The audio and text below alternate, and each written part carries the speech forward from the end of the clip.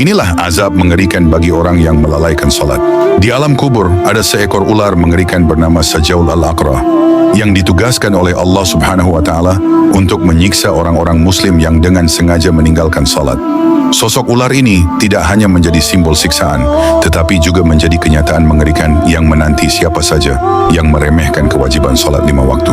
Allah Subhanahu wa taala telah menegaskan perintah mendirikan salat dalam berbagai ayat Al-Quran, dan Rasulullah SAW pun berkali-kali mengingatkan umatnya agar menjaga salat dengan baik.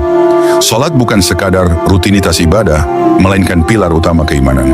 Ketika seorang muslim mengabaikan salat dengan sadar, maka azab pun akan menantinya, baik di dunia, di alam kubur, hingga di akhirat.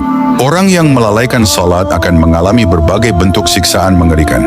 Di dalam kubur, tempat peristirahatan itu berubah menjadi ruang sempit hingga tulang-tulang rusuk saling menghimpit dan api membara menyala siang dan malam.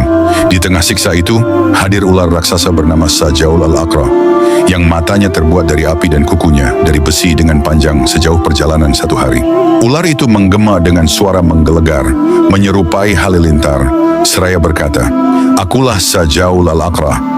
Aku diperintah oleh Tuhanku untuk memukulmu karena engkau menunda-nunda salat subuh hingga matahari terbit, zuhur hingga asyar, asyar hingga maghrib, maghrib hingga isyak, dan isyak hingga masuk waktu subuh." Setiap pukulan dari ular itu menyebabkan tubuh mayit terhempas ke dalam bumi sedalam 70 hasta, dan demikianlah keadaannya terus berlangsung hingga hari kiamat tiba. Siksaan ini bukan dongeng belaka, tetapi peringatan keras bagi mereka yang mengabaikan perintah Allah. Orang yang meninggalkan salat akan menerima 15 siksaan.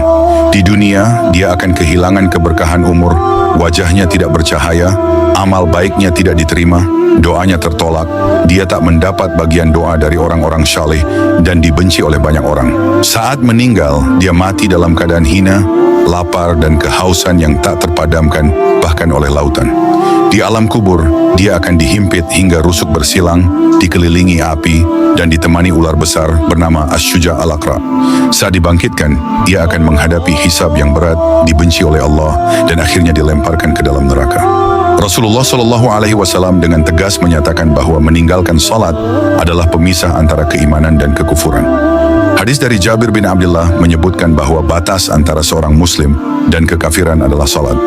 Hadis lain dari Tsauban menyebutkan bahwa siapa yang meninggalkan salat maka ia telah melakukan kesyirikan. Wallahu alam. Follow atau subscribe sekarang juga. Semoga Allah memudahkan jalanmu menuju surga.